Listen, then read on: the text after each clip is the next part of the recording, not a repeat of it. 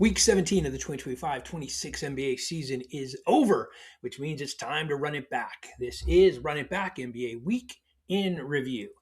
I'm Jose Salviati, editor at thebeachbasket.net, and this is the show where we recap the week that was in the NBA by sharing the only objective NBA power rankings, the stats standouts, that's the best to do it by average in the week that was, and then we take a look at the viral news in the NBA in a segment we call Full Court Press. Finally, we highlight the marquee matchup for the week to come.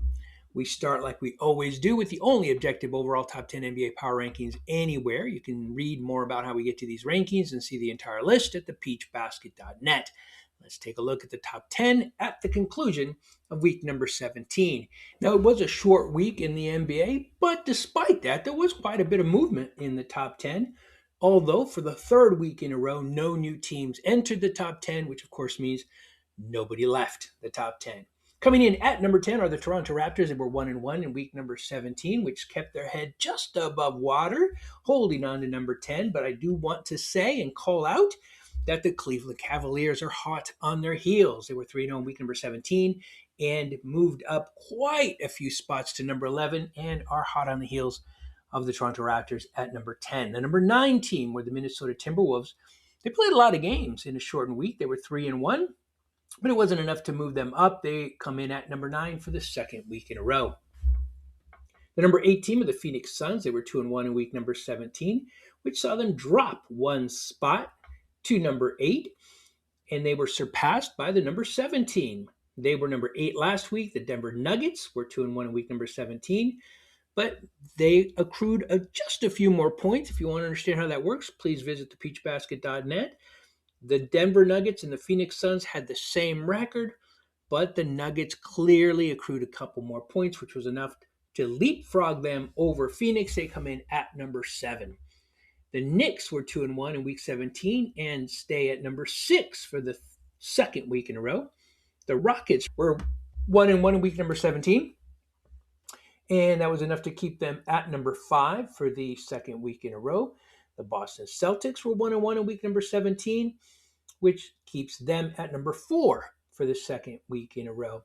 And now we see the first real movement for this team in a while, certainly this low in the rankings. At number 3 are the Oklahoma City Thunder. They were 2-1 in week number 17, which is pretty good, but not good enough to keep them at number 2. They dropped one spot to number 3. This week. This is the first time since we've been tracking this season that they have been this low. The San Antonio Spurs leapfrogged them. Why? Well, because they were 3-0, and that is better than 2-1 in week number 17. The Spurs move up from number 3 to number 2, and they are now looking up only at the Detroit Pistons, who are 2-0 in week number 17, and keep the top spot for the third week in a row. That's the objective top 10 list for week number 17. If you want to see where all 30 teams land this week, please visit thepeachbasket.net. Now, let's shift our focus to the players. These are the best to do it by average in week number 17 of the 2025-26 NBA season. These are the best by average in shooting, rebounds, assists, blocks, steals, points, and game score. We start with someone who, honestly, best of my knowledge, has not been the top scorer since we've been tracking these stats standouts, and that's Victor Wembanyama, but he is on a bit of a tear, and he's looking to, number 1, change things in the All-Star game, which we'll talk a little bit about later, but also carry his Spurs forward, and he did a heck of a job in week number 17. He averaged 33 points per game in his 2 games played to lead the association. Sam Merrill plays for the Cleveland Cavaliers, and he was the top sniper, averaging 6 3-point shots made over his 2 games played, and Nick Claxton played 1 game and hit 12 field goals to lead everyone in that category. Now, it's interesting when we look at rebounding. Number 1, not the defensive rebounds or total rebounds, but offensive rebounds. We'll take a look at that in a minute.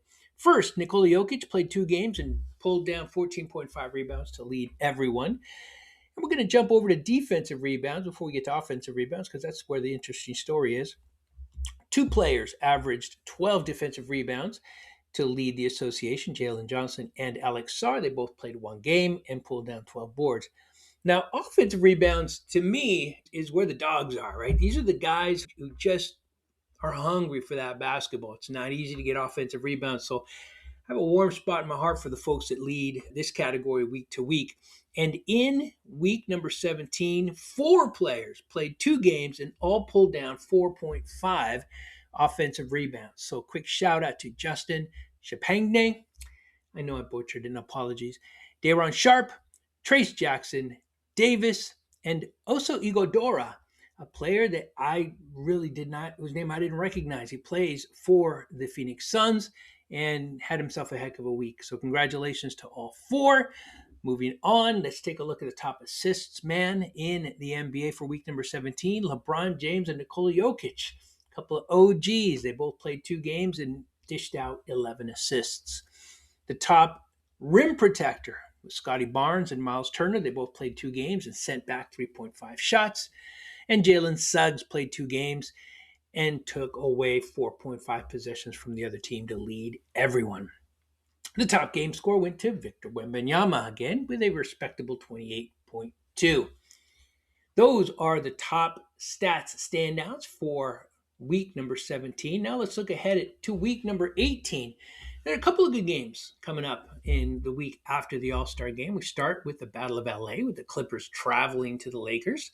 Then the Knicks host the number 1 team in the East, the Detroit Pistons, which of course is going to be a great game. But then there's a really interesting interconference matchup between the suddenly hot Cleveland Cavaliers and the Oklahoma City Thunder. The Cavs will take on the Thunder in Oklahoma in week number 18, in which should be a really good game. And we get to see if the Cavs are for real or if this is just maybe a peak too soon moment for the Cleveland Cavaliers.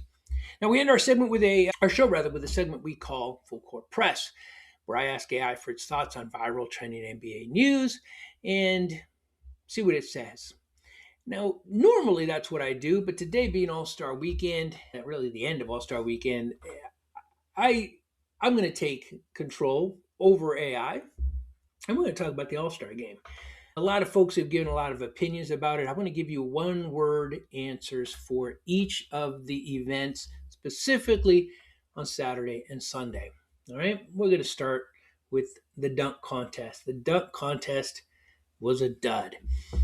And I don't know if there's any bringing it back. I know that you don't have to be a star to have the All-Star dunk contest be engaging. You don't. Mac McClung is not a star. He won the last 3. Terrence Stansbury, look him up, from the 80s, was not a star, but he was incredible in the All-Star dunk contest. Again, back in the 80s. What you do need is some creativity, some passion, a desire. And the thing is that maybe we've done every dunk there is to do. I'm not sure what it is, but everything about the dunk contest looks tired. And I think the only way that you're going to revitalize it is to get the stars involved. Steph Curry just recently said he's going to be in the 3-point shooting contest next year. Now, if you get him in the dunk contest, that'd be something. It wouldn't be good, but it'd be something. And that might get people to watch. But to get it to be competitive and entertaining, I think that ship might have sailed, unfortunately. The Shooting Stars contest was cute. I think it was really cool to see Ron Harper and his sons play the game. Rick Brunson passing to his son was very cool.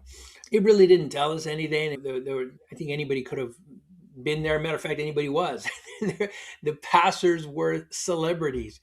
So it was cute. It wasn't anything that I think is going to take off or be anything that people are excited to watch. So the dunk contest, a dud. The Shooting Stars contest was cute. The 3-point contest, man, that was nostalgic.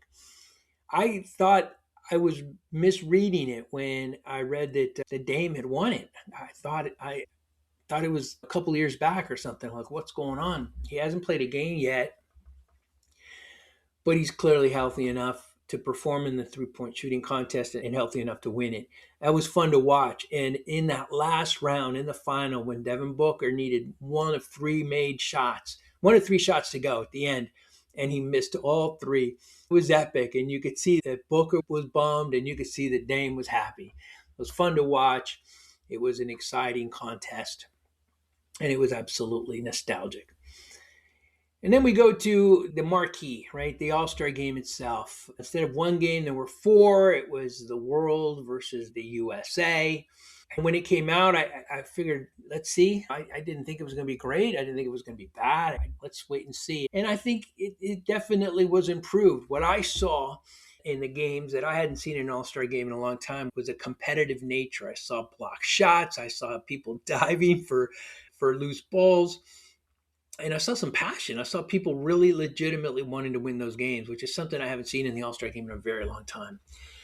Now, the rub there, or the concern is, this is an Olympic year, so USA versus the world matters. It means something. Is it going to mean anything next year? Is it going to mean anything the year after? And the year after is another Olympic year, so it might. But can they sustain this? I'm not sure if they found the answer to the All-Star game or if they just put a Band-Aid in a broken arm, and it seemed to work well this time. I will say, though, that the games were fun to watch. The final was not, but the semis were. And I enjoyed what Victor Wembanyama did. He kept his word. He said he was going to compete, and he competed. His team went 0-2, but you could tell he wanted to win. There was a passion there that I haven't seen in a very long time. And it was fun. It was fun to watch. But it's over now, and we have to wait and see if they can replicate it or if this was a one-off. But overall, I talked to a few of our creators on the Peach Basket Slack channel, and they all seem to agree that it was somewhere between an 8 out of 10 to a 9 out of 10. That's the All-Star game itself, not the All-Star weekend. So congrats to Adam Silver. You got a lot more work to do. There's a lot of problems in the NBA, but at least the All-Star game fix that you applied seemed to have worked out. Let's see what you do next year. That's it. Week number 17 and the All-Star game weekend is over. And wait, let me do that again. That's it. Week number 17 of the 2025-26 NBA season is in the books, as is All-Star Weekend. Join us again next week after week number 18 when we once again run it back.